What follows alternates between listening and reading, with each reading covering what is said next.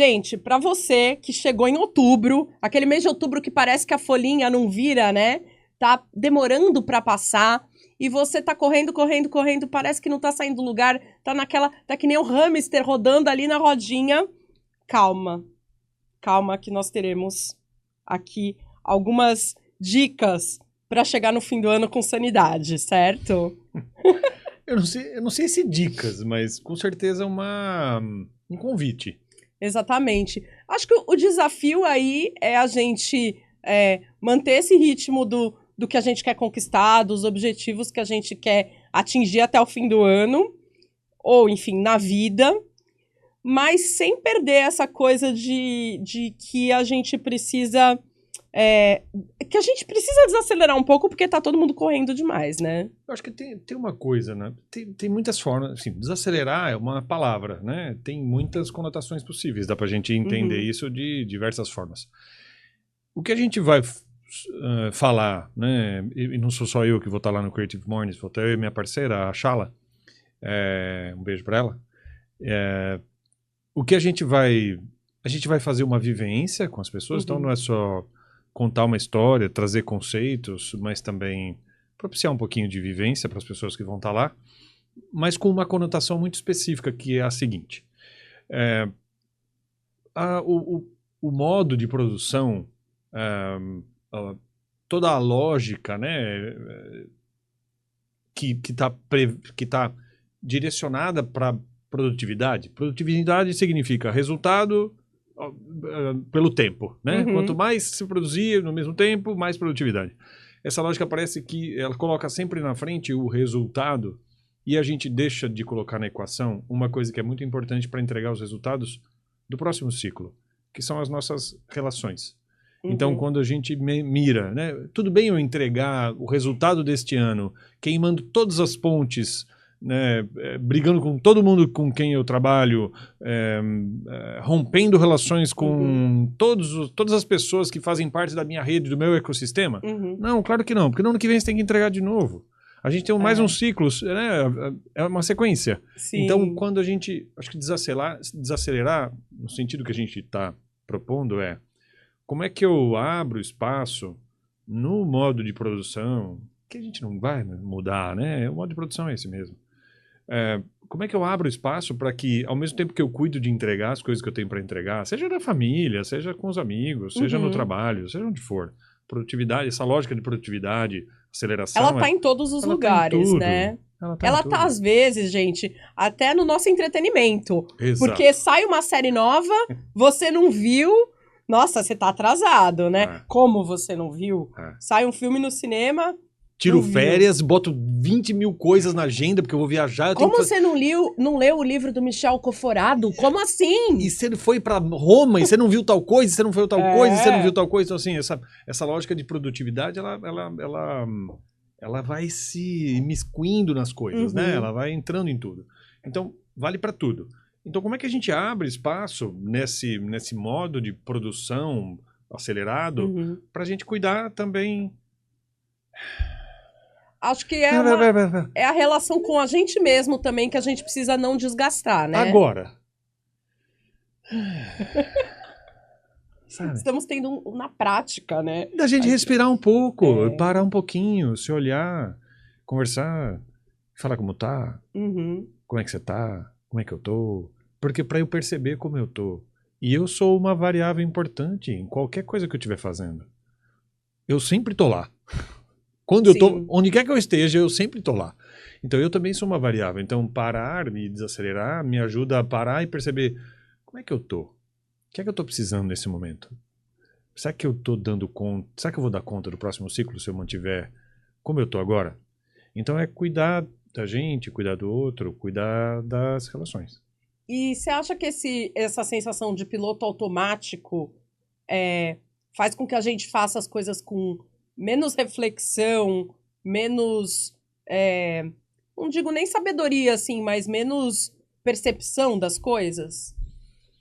Eu acho que tudo aquilo que não está na equação final, no resultado final, que a gente não enxerga que contribui claramente e imediatamente para o resultado final, fica para depois, né? Então, à medida que eu eu acho que é legal essa sua pergunta, porque ela amplia o olhar para dizer o seguinte: o que é que eu estou ignorando? O que é que eu não estou levando em consideração e que continua influenciando a maneira como eu faço, o resultado final das coisas, a minha experiência enquanto eu faço?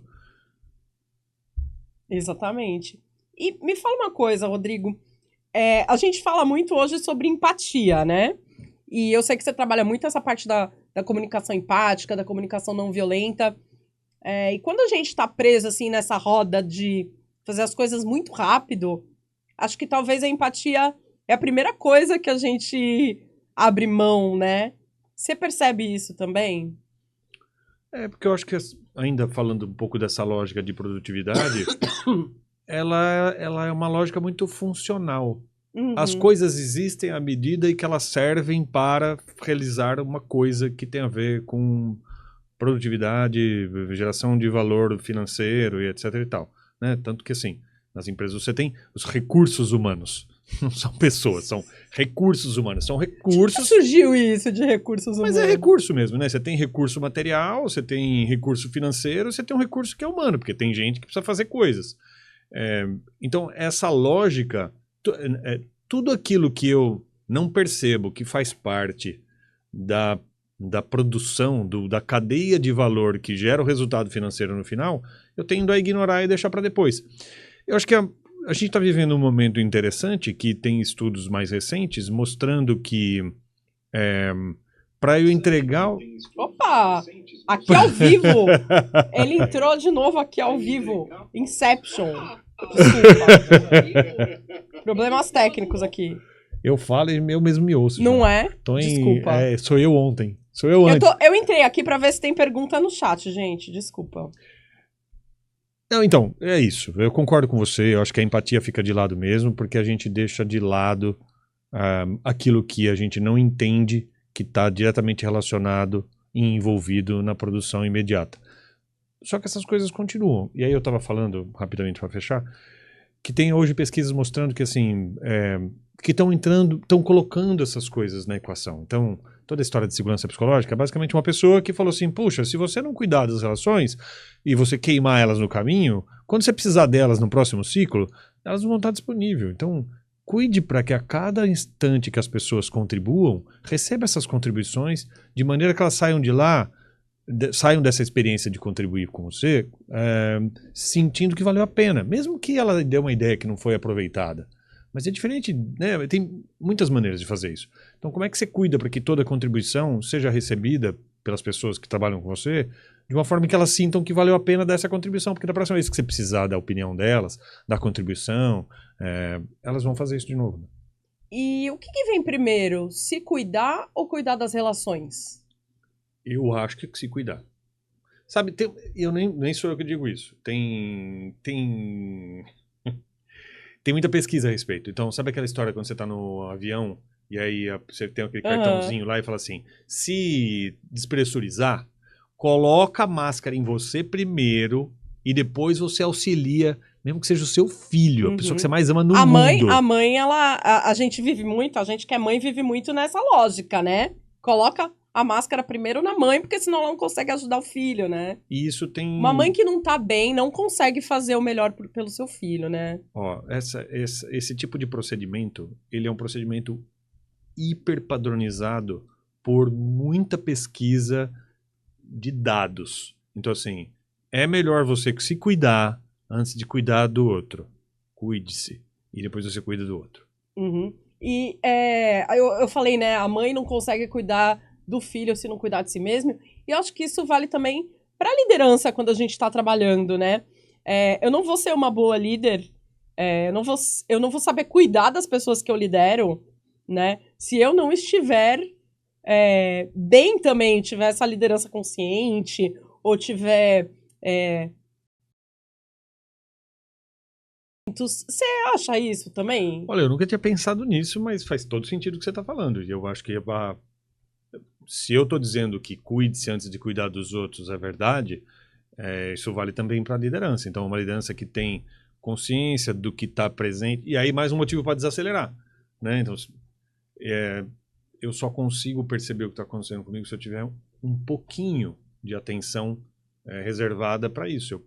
Eu preciso ter um espaço para poder estar atento ao que está acontecendo comigo antes de dar uma resposta, porque eu posso dar uma resposta ríspida, eu posso transferir para outra pessoa, projetar em outra pessoa um problema que é meu e que eu estou vivendo, né? E com isso eu vou queimando as minhas relações, que são a base do trabalho hoje em dia, né? Uhum.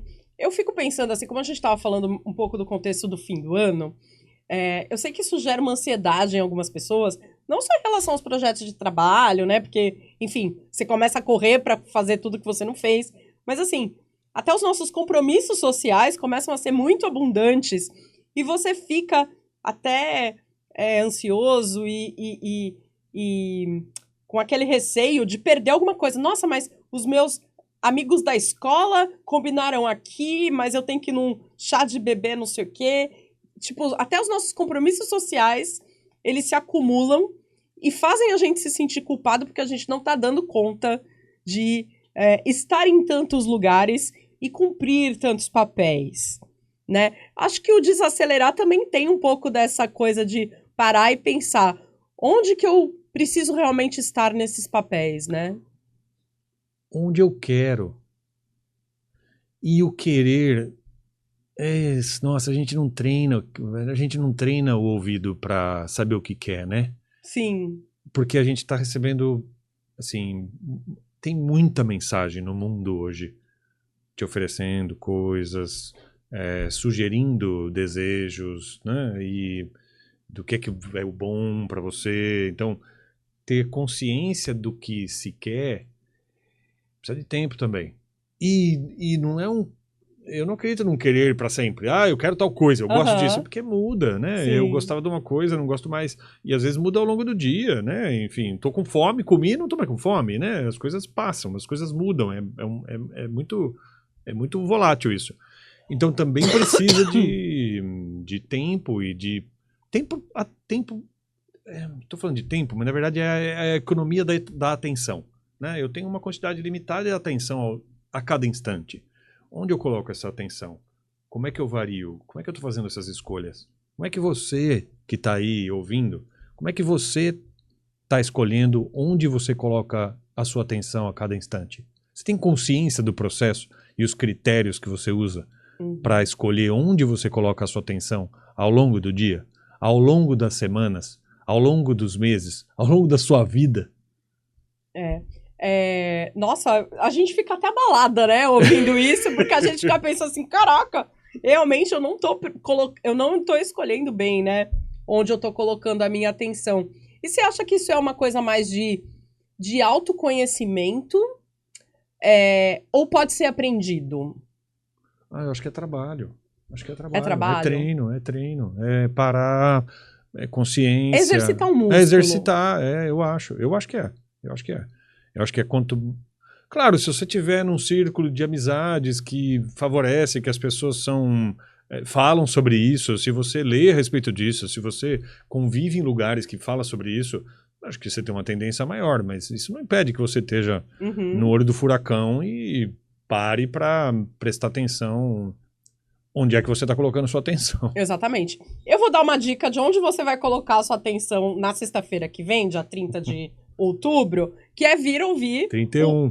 31, verdade. 31 de outubro, vir ouvir o Rodrigo e a Chala aqui no Juicy Hub, no Creative Morning Santos, porque a gente vai expandir essa ideia, essa temática. A gente vai brincar com isso. De desacelerar. A gente vai brincar com isso, porque também não é para se levar tão a sério assim, né? E sabe o que é curioso, Rodrigo? Muita gente fala que não vem ao Creative Mornings porque não pode perder uma manhã, ou porque não pode... Gente, você vai ganhar alguns momentos, né? Ele tá rindo porque é verdade, a gente ouve muito tudo a ver, isso, tem né? tudo a ver com o que a gente tá falando. Se você acha tem gente que fala, não, mas eu tenho muita coisa pra fazer, eu tenho reunião, não sei o quê. Gente, 1h30, 2 horas, né, aqui, de manhã. Às vezes é um investimento, né, dessas suas 2 horas. Tem uma história que tem no... Eu não sou um grande leitor da biografia do Gandhi, mas tem um momento no filme que retratou a vida dele, né? Em que tem um momento engraçado que eles estão fazendo uma grande marcha para pleitear alguma coisa em relação ao Império Britânico. e é um monte de gente, eles param em determinado lugar, e aí eles estão lá conversando, e aí alguém fala pro Gandhi que eles precisam sair, né? Vamos sair, a gente precisa continuar. Ele fala, não, eu preciso meditar 1 hora agora. E aí o sujeito fala, não, mas como a gente vai meditar 1 hora? Porque a gente tem que fazer não sei o que lá, a gente tem que fazer não sei o que, o cara tá estressado. Ele fala, agora eu vou precisar meditar 2 horas.